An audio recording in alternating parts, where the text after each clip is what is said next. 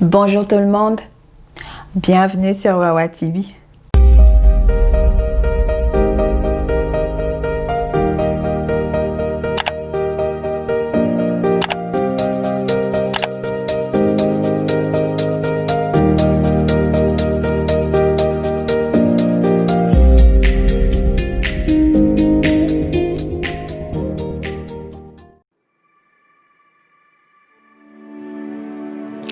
Être chrétien, c'est difficile.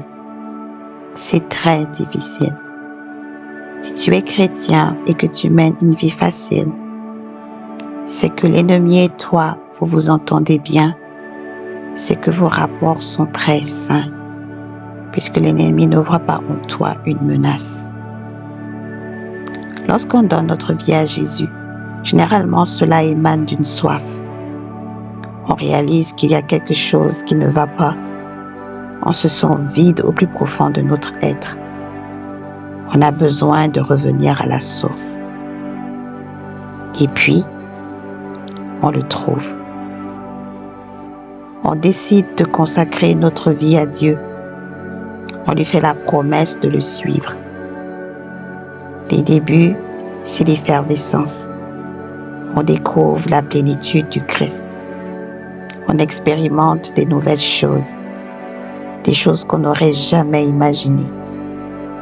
Dieu est là, il nous parle, nous console, nous fortifie.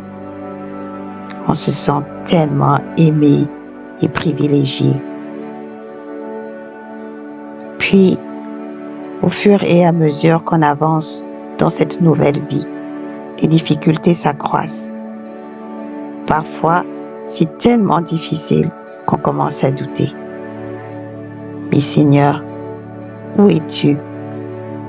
Pourquoi soudainement tu restes sourd à mes prières? Que se passe-t-il? Et là, débute une vie de foi, de mise à l'épreuve.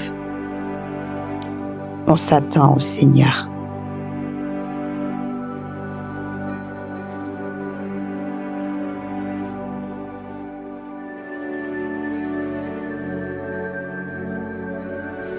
Lorsqu'on est dans l'épreuve, ou même de façon générale, c'est important, voire capital, de vivre dans un environnement sain. L'environnement sain fait référence à un lieu, un milieu ou un endroit qui est propice au développement de ta foi. Pourquoi est-ce important? Aujourd'hui, je voudrais partager avec toi pourquoi est-ce qu'il est important de vivre et d'évoluer dans un environnement sain. C'est important lorsque nous traversons des moments difficiles. Vous conviendrez avec moi que la vie d'un chrétien est largement ponctuée de moments extrêmement difficiles. Lorsque l'on traverse les épreuves, plus que jamais, vous comprendrez qu'il est vraiment important d'être dans un environnement sain. Et c'est à ce moment-là que la communauté chrétienne prend vraiment son importance. Le corps de Christ qui est là pour te soutenir, pour t'apporter le réconfort nécessaire dont tu as besoin. Imagine un peu que tu traverses une situation extrêmement difficile et que tu te retrouves encore dans un environnement qui est extrêmement toxique. Les critiques, le bavardage, les commérages à ton sujet. Vous savez que parfois dans les églises, il y a des situations qui sont un peu connues dans la communauté. Les gens ne sont pas souvent très discrets ou ne sont pas souvent très délicats dans la manière dont ils abordent des sujets que parfois ils ne maîtrisent pas. Alors imagine que tu évolues encore dans un espace de ce type. Crois-tu vraiment que tu vas être capable de pouvoir surmonter cette difficulté-là? Nous passons beaucoup de temps au travail. C'est un espace où l'on partage un environnement avec des personnes qui ne partagent pas nécessairement nos valeurs, encore moins notre foi chrétienne. Souvent ou parfois, c'est un lieu de médisance. Vous savez, les employés se parlent entre eux, critiquent l'autre sur tel ou tel travail qu'il aurait fait. Si bien que parfois, tu peux te retrouver à être impliqué dans des conversations qui ne rendent absolument pas gloire à Dieu. Même si c'est vrai que le travail, à certains moments, peut être un endroit, j'ai envie de dire, à la limite toxique, il est vraiment important qu'en tant que chrétien, nous fassions la différence. On est capable de se créer un environnement sain en essayant par notre attitude de j'ai envie de dire, de calmer les ardeurs, si je peux dire ça comme ça. C'est aussi important dans nos fréquentations. La Bible pilule des versets bibliques qui nous mettent en garde contre les mauvaises fréquentations. Parce que l'Éternel, il sait, oh combien de fois il est facile de se retrouver et de se laisser influencer par des personnes qui ne rendent pas gloire à Dieu. Moi, par exemple, je reconnais que mon entourage n'est pas très chrétienne. Je n'ai pas beaucoup d'amis ni même de connaissances qui sont chrétiennes. Et je dois avouer que parfois, ça me manque de juste me retrouver avec des personnes qui partagent ma foi, de juste me retrouver, avoir des conversations avec des personnes qui comprennent mon langage. Parce que oui, souvent c'est épuisant lorsque tu es avec des personnes qui ne sont pas chrétiennes ou qui ne partagent pas ta foi ou qui simplement ne croient en rien. C'est souvent difficile. Mais bon, voilà, on fait avec. C'est important d'être encore dans un environnement sain, surtout lorsque tu sais que tu es encore en proie à te battre avec tes anciens démons, si je peux le dire ainsi.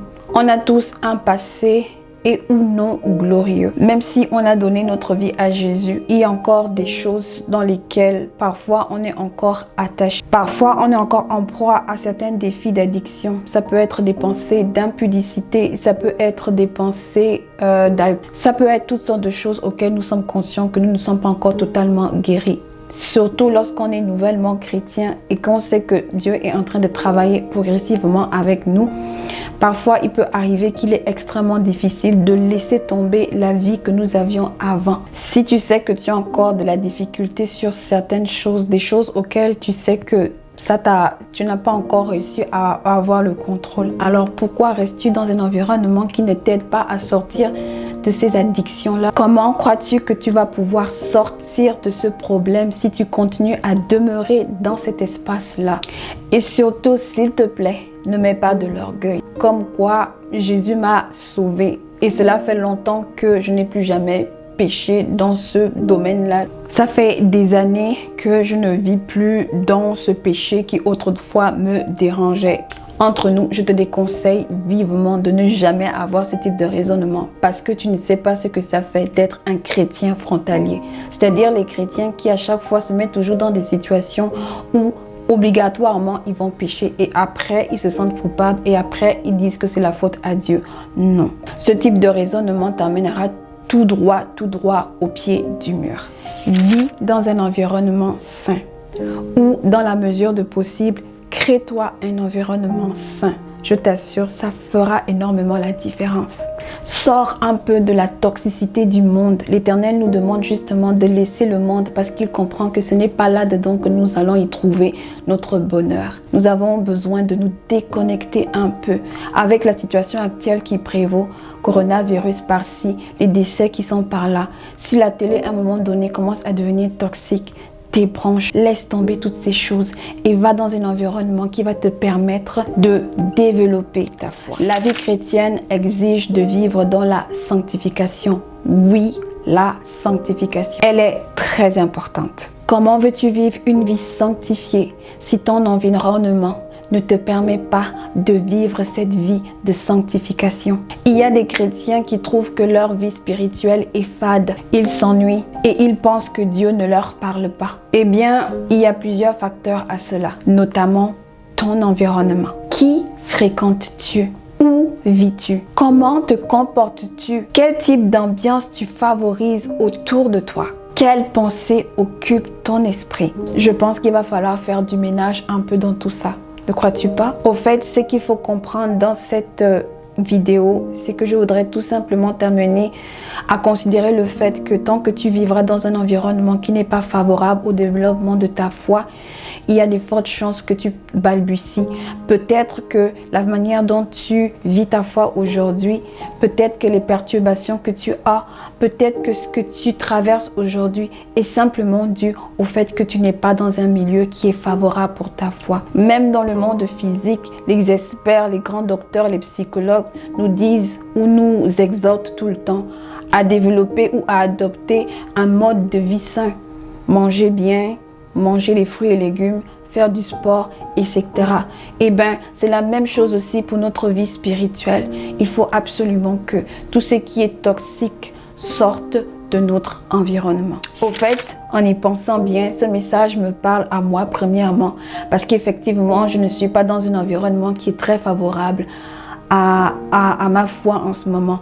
Et je comprends que Dieu me met à cœur de changer d'environnement.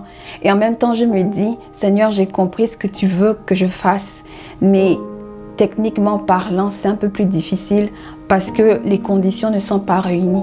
Et je me dis, ce n'est pas grave parce que parfois, quand Dieu t'interpelle sur ce plan-là, cela ne veut pas dire que tu vas t'exécuter tout de suite. Parfois, il faut obéir de suite, mais parfois, il faut prendre le temps de prier pour que Dieu révèle comment tu dois t'y prendre. Eh bien, je pense que c'est le cas pour moi en ce moment et c'est ma prière. Je sais que je dois changer d'environnement. Je sais qu'en ce moment, c'est un peu plus difficile à cause justement de l'endroit où je suis.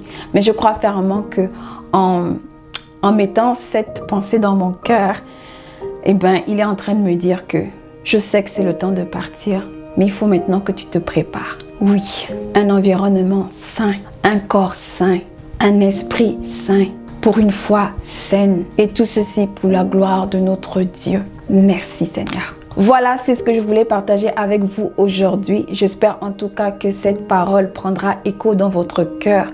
Merci d'avoir pris le temps de m'écouter. Dites-moi en commentaire si vous aussi, vous traversez un moment où vous sentez que l'environnement n'est pas propice pour vous, histoire d'échanger et de s'encourager mutuellement. Quant à moi, j'ai terminé. D'ici là que la prochaine vidéo ne sorte, n'oublie pas de faire de l'Éternel tes délices et il accordera ce que ton cœur désire. À plus tard!